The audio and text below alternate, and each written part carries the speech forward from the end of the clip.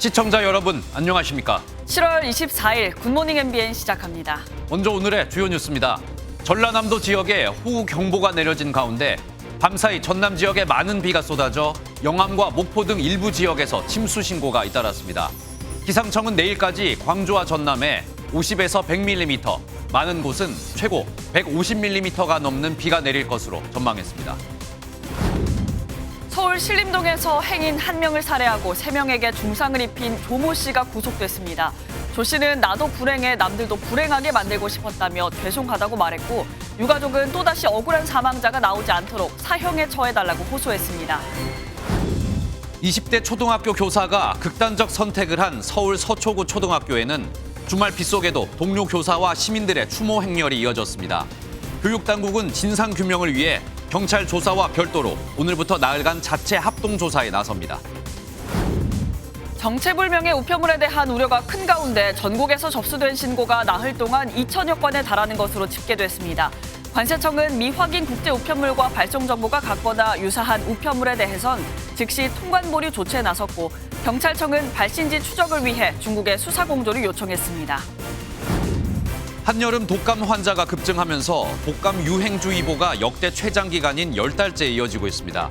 이르면 다음 달 초부터는 코로나19 방역 조치가 더 완화돼 독감처럼 관리될 계획인데 최근 확진자는 연일 3만 명을 오르내리고 있습니다. 밤사이 광주와 전남 지역에는 시간당 최대 60mm 안팎의 물폭탄이 쏟아졌습니다. 집중호우로 일부 도로가 물에 잠기는 등 피해 신고만 170건에 달했습니다. 보도국 연결해서 자세한 소식 들어보겠습니다. 이규현 기자, 지금도 비가 많이 내리고 있습니까? 현재 상황 전해주시죠.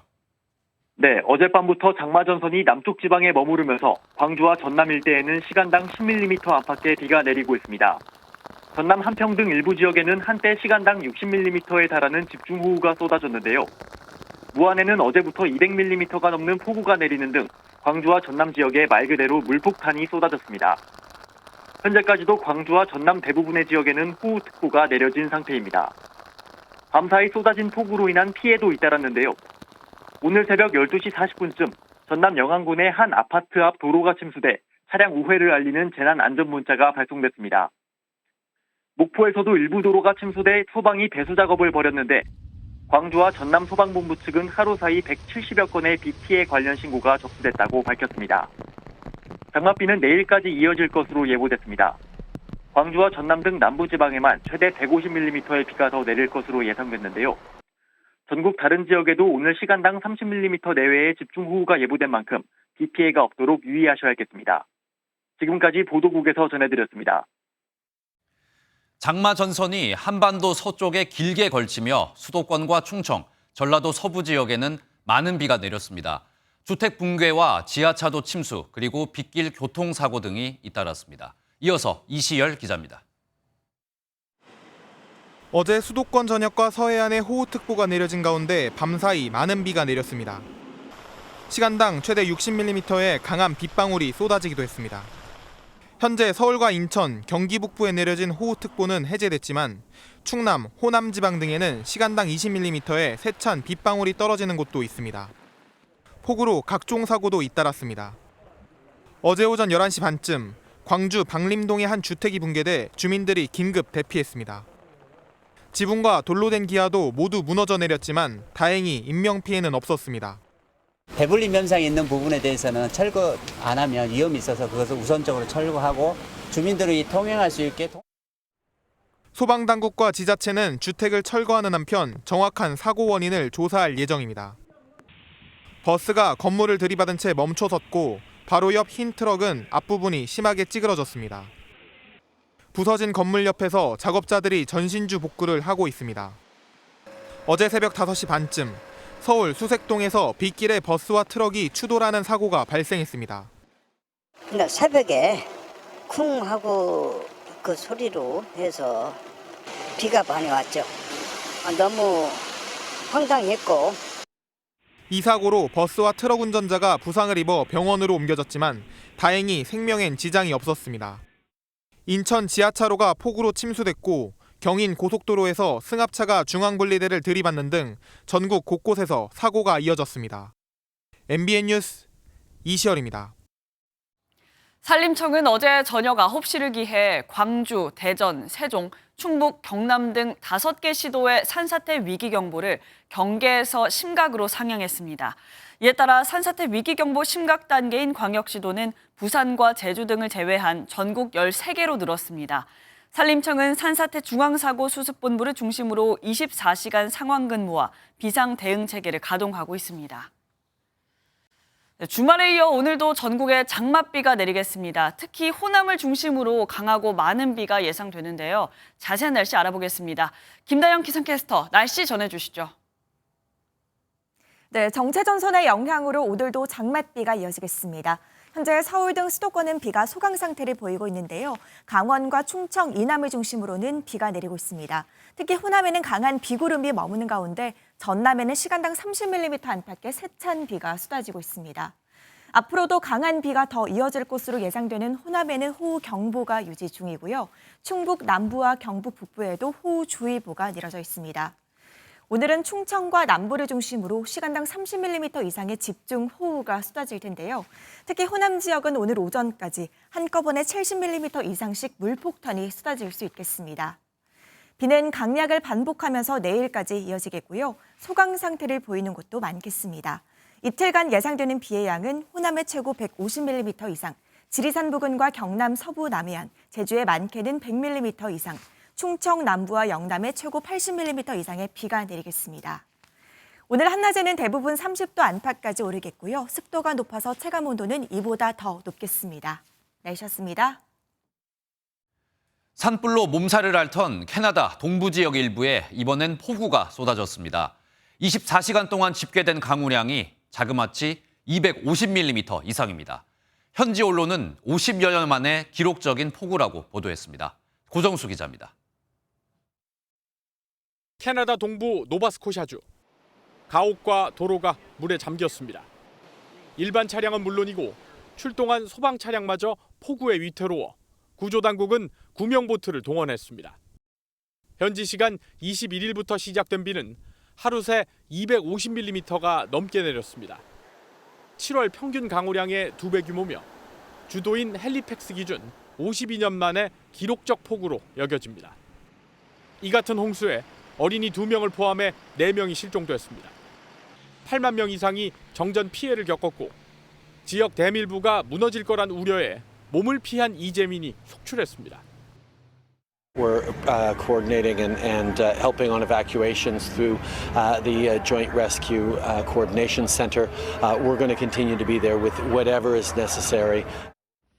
현지 언론에 따르면 비는 오늘까지 내릴 것으로 전해진 가운데 주 정부는 실종자 수색을 이어가고 있습니다. MBN 뉴스 고정수입니다. 24명의 사상자가 발생한 충북 청주 오송읍 지하차도 침수 사고와 관련해 경찰이 이례적으로 순찰 차량 블랙박스까지 공개했습니다.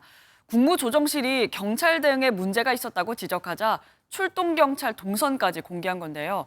중요한 부분은 답을 피해 논란을 키웠습니다. 이재호 기자가 보도합니다. 충북 오성 궁평이 지하차도 침수 사고 발생 당일 출동한 순찰 차량의 블랙박스입니다. 7시 14분 차량이 물에 빠져 있다는 신고를 받은 오송 순찰 차량이 현장으로 출동합니다. 현장에 도착해 운전자 안전을 확인한 경찰관들은 물이 밀려든 인근의 쌍청리 회전교차로에서 현장 통제를 시작합니다. 이후 거듭된 침수 신고로 현장 대응을 해가던 중 7시 58분 처음으로 궁평 지하차도라는 언급이 있는 신고가 접수됩니다. 그런데 신고 내용을 순찰 차량 내 태블릿 PC로 확인한 경찰은 10분 뒤 궁평 2 지하차도가 아닌 궁평 1 교차로에 도착합니다. 이때까지 물이 차오르고 있는 궁평 2 지하차도에 문제가 있다는 걸 인지하지 못했다는 게 경찰 설명입니다. 8시 37분 또 한 차례 신고가 접수돼서야 순찰 차량이 궁평 2 지하차도로 이동했고 도착한 9시 1분에는 이미 지하차도는 물에 잠겨 있었습니다. 경찰은 현장에서 아무런 조치를 취하지 않거나 현장에 출동하지 않았다는 의혹이 사실이 아니라며 시간대별로 동선을 공개했습니다. 하지만 현장을 잘못 알고 5인 출동을 한 것인지 다른 사고 현장에 출동한 것처럼 허위 보고를 했는지 등은 수사 중이라며 말을 아꼈습니다. 수사 의뢰된 사안이기 때문에 제가 이 자리에서 답변을 드리기가 좀 곤란합니다. 경찰이 이례적으로 출동 순찰 차량의 블랙박스까지 공개하며 당시 상황을 설명했지만 정작 중요한 부분에 대해서는 답을 피하면서 반쪽 해명이라는 지적도 나오고 있습니다. MBN 뉴스 이조입니다. 서울 신림역 인근에서 묻지마 흉기 난동을 벌여 구속된 피의자 조모 씨에 대해 경찰이 신상 정보를 공개할지 검토하고 있습니다. 이번 사건으로 숨진 피해자의 유가족은 국회 국민청원 게시판을 통해 피의자는 교화 여지가 없다며 사형 선고를 요청했습니다. 심가현 기자입니다. 서울 관악구 신림동에서 대낮에 흉기 난동을 벌여 한 명을 숨지게 한 혐의로 구속심사대에 오른 조모 씨. 너무 힘들어 범행을 저질렀다면서 자신은 쓸모가 없고 죄송하다는 말도 10번 넘게 반복했습니다. 그냥 저의 모든 게 예전부터 너무 안 좋은 상황에 있었던 게 제가 너무 잘못한 일인 것 같습니다. 아니 저는 그냥 쓸모없는 사람 죄송합니다. 법원은 도망의 염려가 있다고 판단했고 조 씨는 구속됐습니다. 범행이 잔인하고 중대한 피해가 발생한 만큼 경찰은 이번 주 안으로 위원회 심의를 거쳐 조 씨의 신상을 공개하는 방안을 검토 중입니다. 이런 가운데 피해자의 사촌 형이라고 밝힌 김모 씨는 조 씨의 사형 선고를 요청하는 국민청원을 올렸습니다. 김 씨는 악마 같은 피의자는 착하고 불쌍한 제 동생을 처음 눈에 띄었다는 이유로 무참히 죽였다며 이미 다수의 범죄 전력이 있는 피의자에게 교화 여지가 있다며 기회를 또 주지 않도록 관심이 필요하다고 엄벌을 촉구했습니다. 김 씨에 따르면 20대 초반의 대학생인 피해자는 암투병으로 세상을 떠난 어머니와 외국에서 일하던 아버지를 대신해 아르바이트하며 동생을 챙겨온 것으로 전해집니다. 또 본래 신림동이 생활 반경이 아니었지만 저렴한 원룸을 구하려 혼자 부동산을 들렀다가 변을 당한 것으로 알려졌습니다. MBN 뉴스 심가현입니다. 정체를 알 수 없는 수상한 국제 우편물이 배송됐다는 신고가 어제까지 2,000건을 넘겼습니다. 국가안보실은 관계기관 회의를 열어 대응 방안을 논의했고 경찰도 진상을 파악하기 위해 국제 공조수사에 착수했습니다. 정치훈 기자입니다. 지난 20일 울산의 한 복지시설이 수상한 해외 우편물을 신고한 이후 어제까지 나흘간 전국에 접수된 신고가 2,000건이 넘었습니다. 경기도가 640여 건으로 가장 많았고 서울 500여 건을 비롯해 강원부터 제주까지 대부분 지역에서 수상한 우편물을 신고했습니다. 경찰은 이 가운데 1,400여 건은 오인 신고로 받고 나머지 640여 건을 조사하고 있습니다. 유사 신고가 잇따르고 있어 숫자는 더 늘어날 수도 있습니다. 이들 우편물은 대부분 비어 있었고 작은 화장품 등 저렴한 물건이 들어있는 경우도 있었습니다. 21일 명동 중앙우체국에서 대피 소동이 있었고 그제 천안에서도 우편물에서 가스가 검출됐다는 소동이 벌어졌지만 조사 결과 유해 물질은 나오지 않았습니다. 대만이 우편 발송지로 적혀 있지만 해당 우편물이 실제로는 중국 선전에서 발송됐다며 대만 당국은 끝까지 추적하겠다고 밝혔습니다. 우리 경찰 당국은 쇼핑몰 실적을 올리려는 브러싱 스캠으로 보고 중국에 공조를 요청하는 등 국제 수사에 착수했습니다.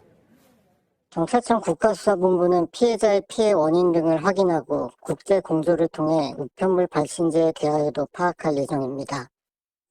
대통령실 국가안보실도 외교부와 경찰청, 관세청, 우편사업본부, 국정원 등 관계기관 회의를 열어 앞으로 조치 방안을 논의했습니다. MBN 뉴스 정춘우입니다. 서울 서초구의 한 초등학교에서 극단적인 선택으로 안타깝게 세상을 떠난 20대 교사의 분향소가 문을 닫았습니다. 마지막 날까지 시민들과 동료 교사들의 추모 행렬이 이어졌는데요. 김도형 기자가 직접 다녀왔습니다.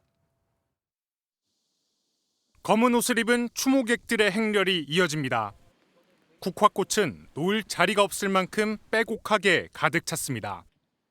교실 외벽 창문에도 동료 교사들과 시민들이 꽂은 꽃과 추모글이 한가득입니다. 무더위와 궂은 날씨 속에서도 시민들과 많은 동료 교사들의 추모 열기는 온종일 이어졌습니다. 한 교사는 자신도 어려움을 겪은 적이 있었다며 안타까운 마음을 감추지 못했습니다. 저도 작년에도 학교에서 정말 지키고 싶은 일이 있었고 마음이 너무 이해가 돼서. 충주에서 올라온 한 동료 교사는 교권이 무너진 현실을 고쳐야 한다고 토로했습니다. 민원에 대한 대처나 아동학대법을 악질로 활용하는 그런 학부모에 대한 처벌이나 학교 내에 더 명확한 교권 확립, 교사 인권 확립이 반드시 필요하다고 생각합니다. 분향소는 방과 후 교육 활동을 운영해야 하는 만큼 사흘 만에 운영을 중단합니다. 교육부는 합동조사단을 꾸리고 오늘부터 악성 민원 여부를 비롯한 각종 사실관계에 대해 집중 조사를 벌일 계획입니다. 시교육청은 추모 열기가 뜨거운 만큼 강남 서초 교육지원청에 마련된 분향소는 오는 28일까지 연장 운영하기로 결정했습니다. MBN 뉴스 김도형입니다. 오늘 하루 중요한 일정을 소개해드리는 굿모닝 오늘입니다. 어떤 일정이 있는지 함께 살펴보겠습니다. 윤석열 대통령이 폭우 피해를 줄이고 신속한 복구 작업 등 대책을 논의하고자 비공개 수석비서관 회의를 주재합니다. 폭우 상황에 따라 중앙재난안전대책본부 회의를 주재하거나 현장을 방문할 수도 있는 것으로 전해졌습니다. 더불어민주당이 쌍방울그룹 대북 송금 의혹과 관련해 수원지방검찰청을 항의 방문할 예정입니다. 민주당은 검찰이 이화영 전 경기도 평화부지사 수사 과정에서 10개월 가까이 독방에 수감하며 반인권적인 수사를 하고 있고 이 전 부지사의 진술을 검찰이 왜곡해 언론에 흘렸다며 항의할 예정입니다. 국민의힘이 집중호우로 피해를 본 충북 청주시 일대를 찾아 수해 복구 활동에 나섭니다. 국민의힘 소속 의원들과 보좌진, 당직자 등 300여 명이 참여할 예정입니다. 환경부가 국민이 제안하는 환경 분야 정책 제안 공모전을 오늘부터 다음 달 23일까지 실시합니다. 국민 누구나 국민신문고와 우편을 통해 참여할 수 있으며 이미 채택된 제안 등은 심사 대상에서 제외됩니다. 조국 전 법무부 장관 부부가 자녀의 입시비리 혐의에 대해 입장문을 내놓았습니다. 부모인 자신들의 불찰과 잘못이라며 상응하는 책임을 지겠다고 밝혔습니다. 조경진 기자입니다. 조국 전 장관 부부가 딸 조민 씨 입시비리 혐의에 대한 검찰 처분 결정을 앞두고 입장문을 내놨습니다.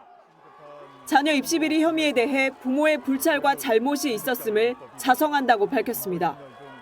2019년 이후 공개적으로 대국민 사과를 했지만 다시 한번 국민께 송구하다고 적었습니다. 앞서 조 전 장관은 항소심 재판에 출석하며 자녀의 학위 반납 결정을 존중한다고 밝혔습니다. 아비로서 가슴이 아팠지만 원점에서 새로운 시작을 하겠다는 결정을 존중하기로 했습니다. 하지만 재판에서 입시비리 혐의는 몰랐다는 취지로 부인했습니다. 검찰은 조민 씨 조사 내용과 조 전 장관 진술이 엇갈린다며 진지한 반성 부분을 고려해 명확하게 의사표현을 해달라고 요구했습니다. 검찰 요구 이틀 만에 조 전 장관 부부 명의로 입장문을 발표한 겁니다. 조 전 장관 부부는 기소 사실에 대해 법정 바깥에서 입장 표명을 요구하는 건 이례적이라면서도 검찰 요구를 존중한다고 밝혔습니다. 앞으로 법정에서 문제 서류 작성과 발급, 제출 과정에서 관여 부분을 밝히고 이에 상응하는 책임을 지겠다고도 강조했습니다. 불찰과 책임이라며 한껏 몸을 낮춘 조 전 장관 부부 입장문이 검찰 판단에 어떤 작용을 할지 이목이 쏠립니다. MBN 뉴스 조경진입니다. 쌍방울 대북 송금 계획을 이재명 민주당 대표에게 보고했는지를 두고 이화영 전 경기도 부지사의 진술이 바뀌고 있습니다. 구속 기소된 상태에서 계속해서 진술을 번복하고 있는데 정치권에서도 공방이 뜨겁습니다. 정태진 기자입니다. 최근 검찰 조사에서 이화영 전 부지사는 쌍방울의 방북 추진 협조를 요청했고 이 사실을 이재명 대표에게 보고했다고 진술한 것으로 전해졌습니다. 아무 관련이 없다던 기존 입장을 바꾼 건데 이후 직접 쓴 옥중 편지를 공개하며 이를 전면 부인했습니다. 김기현 국민의힘 대표는 이재명 측에서 SOS를 보내오니 나중에 사면해줄 가능성을 기대하며 자백을 번복한 것이라며 이 대표와의 뒷거래 의혹을 제기했습니다.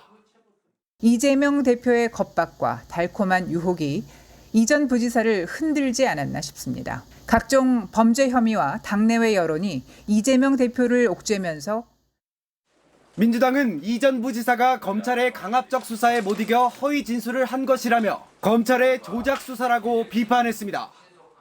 정권의 지지율이 많이 떨어진 것 같습니다. 또 신작 소설이 나오는 걸 보니까 저번 변호사비 대납 소설 망했지 않습니까? 아마 이번 방북 관련된 소설도 스토리라인이 너무 엉망이라. 민주당은 검찰의 반인권적 행태를 규탄하겠다며 오늘 수원지방검찰청을 항의 방문할 계획입니다. MBN 뉴스 정태진입니다.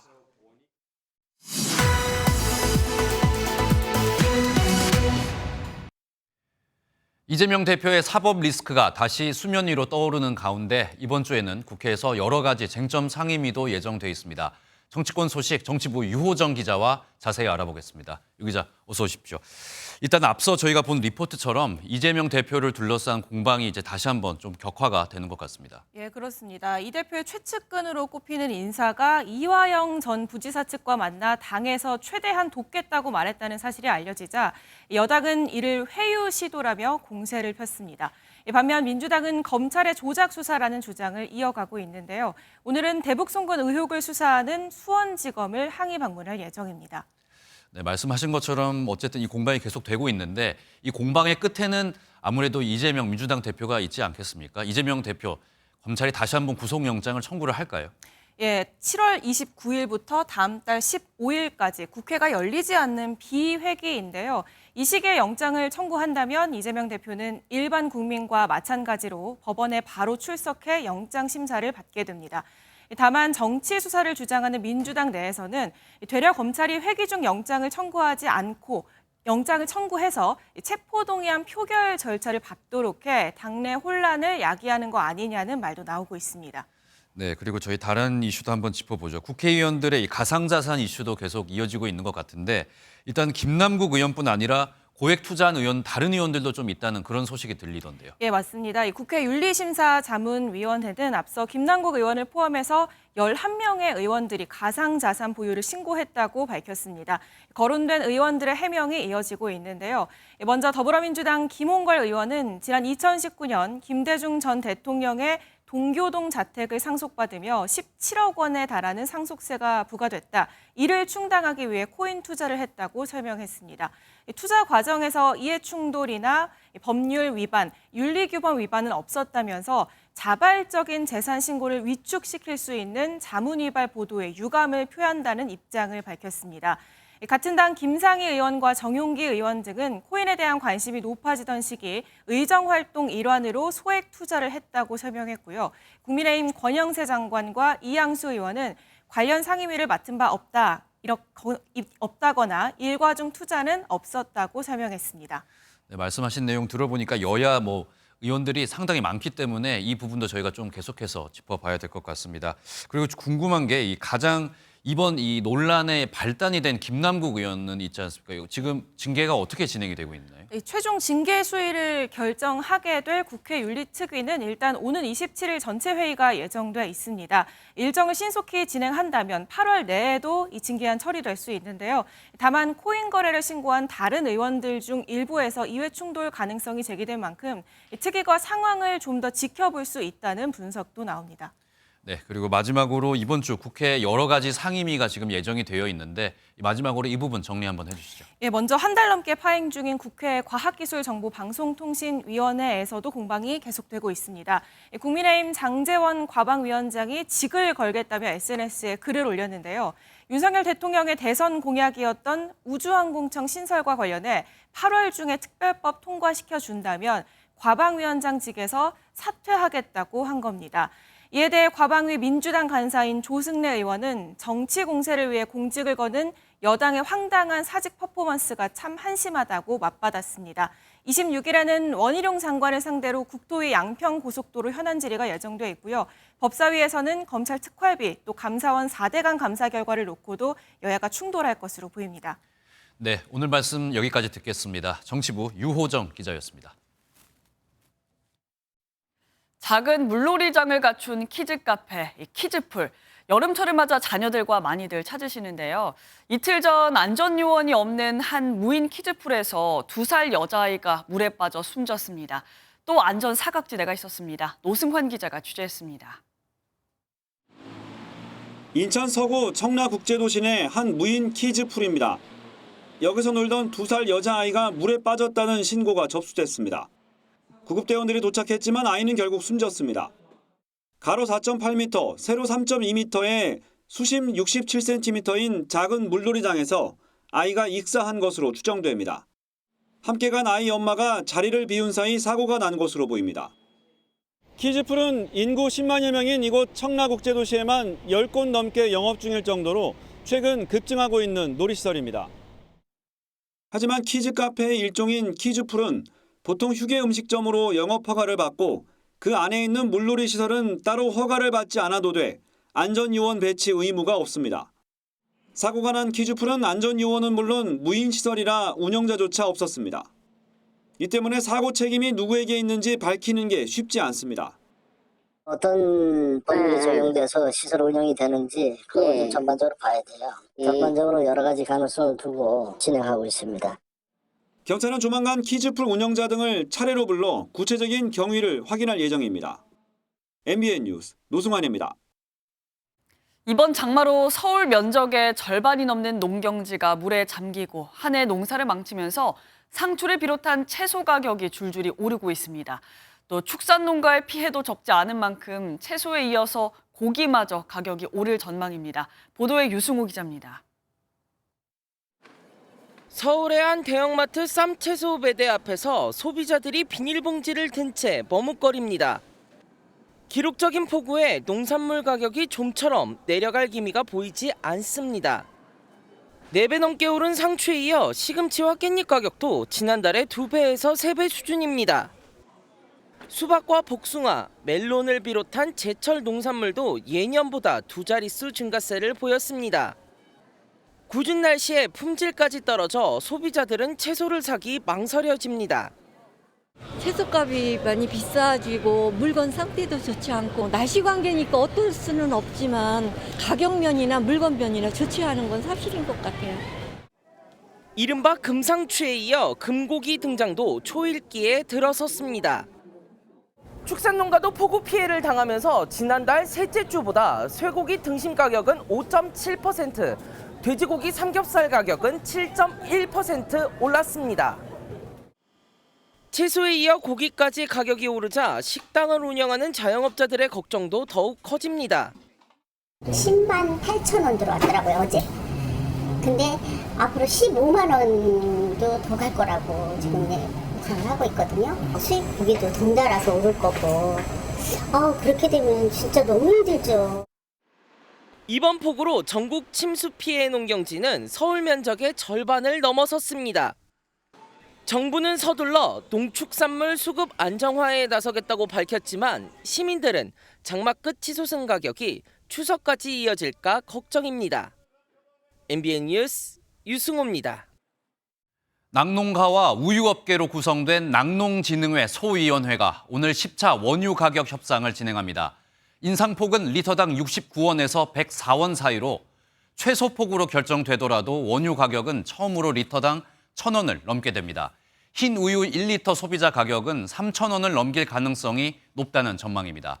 정부는 원유 가격이 오르면 우유와 아이스크림, 빵 같은 유가공 제품 가격도 급등할 것을 우려해 가격 안정을 요청한 바 있습니다.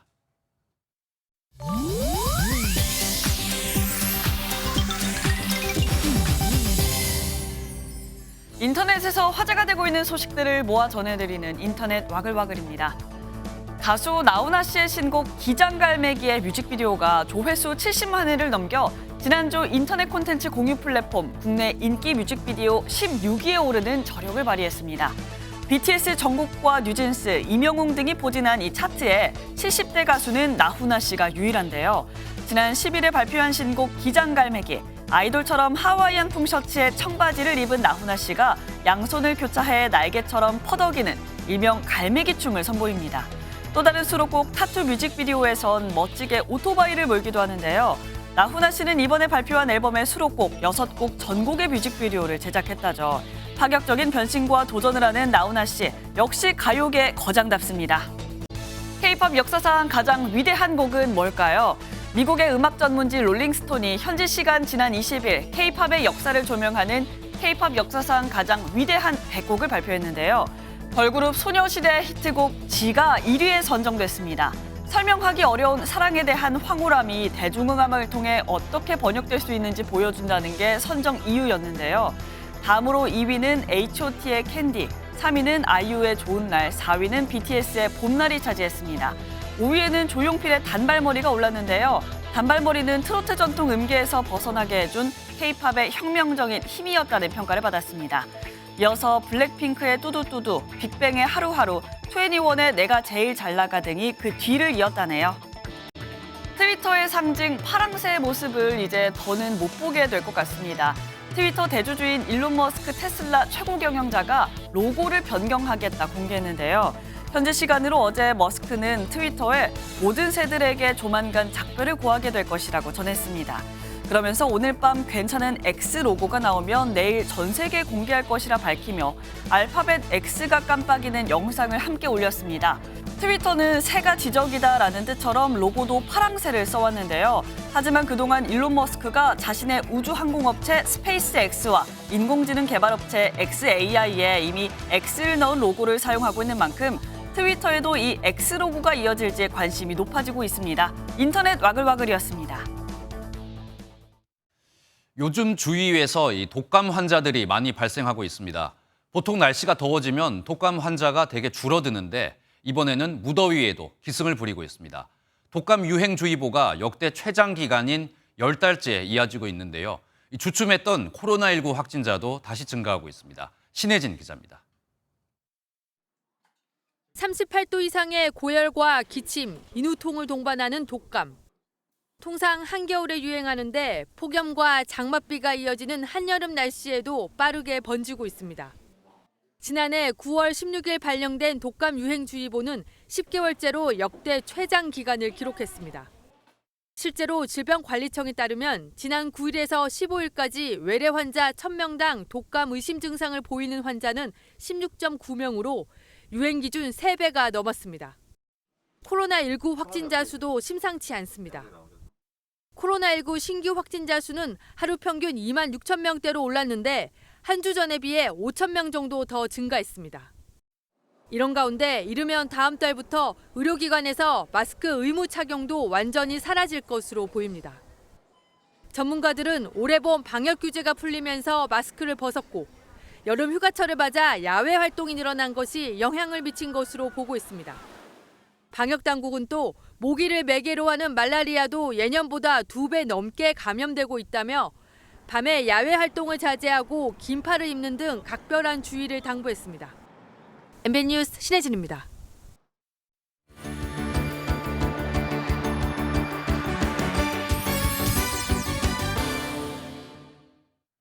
굿모닝 월드입니다. 전체 가구 수 중 절반이 넘는 57%가 반려견을, 19%가 고양이를 키우고 있다는 멕시코.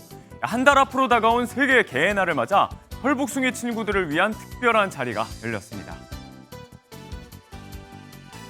부스 앞에서 주인과 함께 얌전히 차례를 기다리는 반려견들. 더운 날씨에 지친 기색들이 역력한데요. 이윽고 차례가 다가오자 수의사들의 손길에 몸을 내맡기고 휴식을 취합니다. 한쪽에서는 달리기 경주 한판 승부도 벌어지는데요. 멕시코의 멕시코시티, 세계 개의 날을 앞두고 열린 건강 박람회 현장입니다. 이날 행사에서 반려견들은 무료 또는 저렴한 비용의 의료 서비스를 받았는데요. 날로 늘어가는 반려동물 가구와 여전한 동물학대, 동물 보호에 대한 인식을 높인다는 취지랍니다.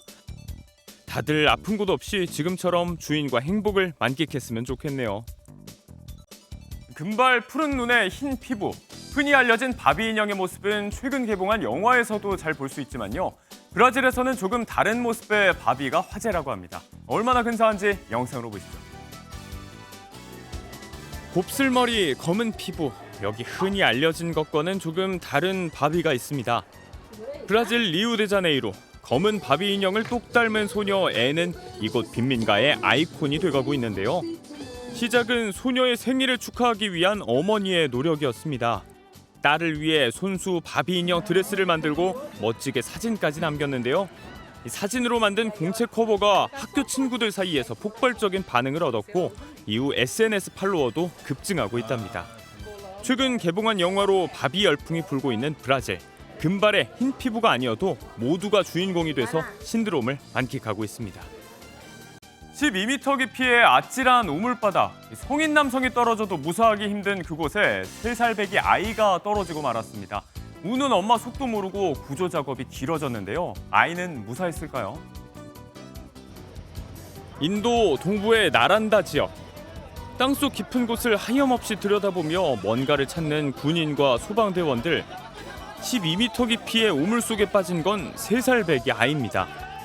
우선 구조당국의 카메라가 우물에 들어가 아이의 상태를 확인했는데요. 눈물 짓는 어머니의 모습. 더딘 구조 작업에 보는 이들도 애가 탑니다. 장장 6시간에 걸쳐 마침내 아이가 구조대원 품에 안기는 순간 사람들은 한마음으로 아낌없이 환호합니다. 기적처럼 구조돼 병원으로 긴급 이송됐는데요. 아이는 다행히 무사하다고 하네요. 굿모닝 월드였습니다. 그리스 로도스 섬에서 시작된 산불이 꺼지지 않고 있습니다. 섬 중부와 남부 일대를 산불이 집어삼키고 있는데 섬에 머물던 관광객을 포함해 3만여 명이 황급히 대피했습니다. 장덕진 기자의 보도입니다. 불길이 도로 옆에서 맹렬하게 타오릅니다. 소방대원들이 움직이지만 불길을 잡기엔 역부족입니다. 지난 18일 그리스 동남부에 위치한 로도스 섬에서 시작된 산불이 확산하며 여전히 꺼지지 않고 있습니다. 섬의 중부 산지에서 시작한 산불은 남부지방으로 번지면서 민가까지 피해를 입었습니다. А то и не мони, то продо спитит. Кяво венехо. Орути зоведулева на хфяксу на спитике се мия ора. 화재로 삶의 터전을 잃은 주민들은 앞으로의 삶이 막막합니다. Καταστραφήκαν όλα. Πάθαμε πάρα πολύ μεγάλη ζημιά. Μεγάλη. Έχουν πάθει ο άντρας μου τα νεύρα του, φοβάμαι πάθει και τίποτα. 이번 산불로 주민과 관광객 등 3만 명이 섬 북부 등 안전한 곳으로 대피했습니다. 로도스 호텔 옆에는 섬 전체 관광객의 10%인 1만여 명이 걷거나 배를 타고 위험 지역을 벗어났다고 설명했습니다. 대피 작업을 위해서 해안경비대와 민간 선박 수십 대가 투입되기도 했습니다. 그리스 당국이 진화 중이지만 바람의 방향이 바뀌는 등 변수가 많아 화재 진압에 시간이 걸릴 수 있다는 전망이 나옵니다. MBN 뉴스 장덕진입니다. 앤드류 해리슨 유엔 군사령부 부사령관이 월북한 주한미군 트래비스 킹의 송환을 위해 유엔 측이 북한과 협상을 시작했다고 밝혔습니다. 영국 일간지 더 타임스에 따르면 해리슨 부사령관은 서울에서 이뤄진 인터뷰에서 킹 이병이 지금 어디에 있는지 모르지만 우리는 북한군과 연락하고 있다고 말했습니다. 그러면서 공동경비구역에서 유엔군 사령부와 북한군이 소통하는 직통전화기, 일명 핑크폰을 통해 북에 메시지가 전달됐다고 설명했습니다. 대형 원자로보다 안전한 소형 모듈 원자로를 만들기 위한 경쟁이 치열한 가운데 전 세계에서 가장 앞서고 있는 빌 게이츠의 기업이 국내 언론에 기술을 처음으로 공개했습니다. 그 현장을 최종락 특파원이 다녀왔습니다. 마이크로소프트 작업자인 빌 게이츠는 2008년 소형 모듈 원자로 SMR 기업 테라파워를 설립했습니다. TerraPower's Natrium reactor, this is a rendering, we haven't built it yet, but here's the nuclear island right here. 미국 워싱턴주에 위치한 이 테라파워 연구실이 국내 언론에 처음으로 공개돼 핵심 기술 실험을 시연했습니다. 핵분열로 발생한 열을 물이 아닌 액체 나트륨으로 냉각하면서 오염수가 발생하지 않는 것이 핵심 기술입니다. 육각형 핵연료 다발로 원자로 크기를 확 줄였고 원전 출력은 최대 500메가와트로 화력발전소 하나를 대체 25만 가구가 사용할 수 있습니다. 테라파워 최고 경영자는 원자력 발전소 안전성과 오염수 방류에 대한 한국 내 우려에 대해서는 괜찮다는 말로 답변했습니다. And TerraPower isn't involved in that, but I can tell you, just as an engineer watching things, I think it's okay. 우리 기업으로는 주식회사 SK와 SK이노베이션이 2억 5천만 달러, 약 3천억 원을 테라파워에 투자했습니다. 작고 더 안전하며 경제성까지 갖춘 미래 원자력 에너지의 표본이 이곳에서 탄생할 수 있을지 전 세계가 주목하고 있습니다. 워싱턴주 에버렛에서 MBN 뉴스 최중락입니다. 항저우 아시안게임을 준비하는 농구 대표팀이 5년 만에 가진 일본과의 평가전에서 1승 1패를 거뒀습니다. 이제 2달이 남은 아시안게임을 앞두고 외곽 수비 문제는 보완이 더 필요해 보입니다. 최형규 기자입니다. 경기 초반 대표팀은 하윤기의 화끈한 덩크 등 골밑 득점으로 기분 좋게 출발했습니다. 하지만 일본의 외곽슛이 불을 뿜으며 위기에 빠졌습니다. 일본의 연달아 3점 슛을 맞으며 역전을 허용한 대표팀은 공격에서 실수까지 겹치며 한때 점수차가 12점까지 벌어졌습니다. 2쿼터에만 11점을 몰아넣은 이우석과 골밑에서 분전한 하윤기를 앞세운 대표팀은 3쿼터에 역전하며 흐름을 바꾸는 듯 했습니다. 하지만 계속된 일본의 외곽슛을 막지 못하며 다시 리드를 허용했고 결국 80대 85로 아쉬운 패배를 당했습니다. 골밑에 대들보로 성장한 하윤기 등 새 얼굴의 발견은 긍정적이었지만 경기마다 3점 슛을 10개 이상 내주는 등 외곽 수비가 허술했던 점은 숙제로 남았습니다. 일본의 그 외곽, 3포인트는 좀 너무 많이 허용하지 않았나. 여기서 나타난 그 보완할 점들 이런 것들을 차차 하면서 일본과의 평가전을 마무리한 추일승호는 이제 항저우 아시안게임 금메달을 향한 마지막 담금질에 들어갑니다. MBN 뉴스 최영규입니다. 전 세계에서 모인 태권도인이 자신의 기량을 뽐내는 행사가 열렸습니다. 코로나19 이후 4년 만에 재개된 세계 태권도 한마당의 현장을 강재묵 기자가 다녀왔습니다. 열장이 넘는 기왓장이 기합 소리와 함께 단번에 무너집니다. 태권도가 우리 국기로 지정된 지 5년. 전 세계 각지에서 실력을 쌓아온 태권도인이 한자리에 모였습니다. 초등학교 때부터 태권도를 배우기 시작한 아켈 씨 역시 새로운 도전을 위해 한국을 찾았습니다. Participating in this competition makes me feel good because I get to experience new ways or new challenges of taekwondo. 공중을 날아다니는 듯한 격파 대회와 K-팝 무대를 연상시키는 화려한 무대까지. 기술은 물론 표현력, 연출까지 가미된 경연을 보다 보면 어느새 박수와 탄성이 절로 쏟아집니다. 57개국 4천여 명의 참가자가 함께한 이번 대회는 태권도의 세계적 위상을 다시금 실감케 했습니다. 태권도 품새, 또 겨루기, 또 호신술, 격파 등 다양한 볼거리를 제공하고 있고요. 그래서 세계인들이 하나로 화합하는 그런 태권도의 축제입니다. 국기 태권도를 통한 세계적 화합. 우리나라를 넘어 세계를 향하고 있습니다. MBN 뉴스 강재묵입니다. 정체전선의 영향으로 오늘도 장맛비가 이어지겠습니다. 현재 서울 등 수도권은 비가 소강 상태를 보이고 있는데요. 강원과 충청 이남을 중심으로는 비가 내리고 있습니다. 특히 호남을 중심으로는 강한 비구름이 머무는 가운데 전남에는 시간당 30mm 안팎의 세찬 비가 쏟아지고 있습니다. 앞으로도 강한 비가 더 이어질 것으로 예상되는 호남에는 호우경보가 유지 중이고요. 충북 남부와 경북 북부, 경남 서부에도 호우주의보가 내려져 있습니다. 오늘은 충청과 남부를 중심으로 시간당 30mm 이상의 집중호우가 쏟아질 텐데요. 특히 호남 지역은 오늘 오전까지 한꺼번에 70mm 이상씩 물폭탄이 쏟아질 수 있겠습니다. 비는 강약을 반복하면서 내일까지 이어지겠고요. 소강 상태를 보이는 곳도 많겠습니다. 이틀간 예상되는 비의 양은 호남의 최고 150mm 이상, 지리산 부근과 경남 남해안, 제주의 많게는 100mm 이상, 충청 남부와 영남에도 최고 80mm 이상의 비가 내리겠습니다. 오늘 한낮에는 대부분 30도 안팎까지 오르겠고요. 습도가 높아서 체감온도는 이보다 더 높겠습니다. 남부지방의 비는 내일 늦은 오후에 대부분 그치겠고 수도권과 강원 영서 지역은 수요일 오전까지 가끔 비가 내리겠습니다. 또 이후로는 소나기 소식이 잦겠습니다. 장마철이 되면 빗길 교통사고가 급증하는데요. 따라서 운전자들의 각별한 주의가 필요합니다. 많은 분들이 알고 있는 부분이지만 비가 내릴 때 차간거리는 평소보다 2배 이상 확보하시고 폭우가 쏟아지면 규정 속도보다 50% 정도 감속 운전하는 것이 좋습니다. 또 타이어의 공기압이 적절해야 빗길 주행 시 노면의 접지력을 높여줄 수 있으니까요. 운행 전 공기압을 꼭 체크해 주시고요.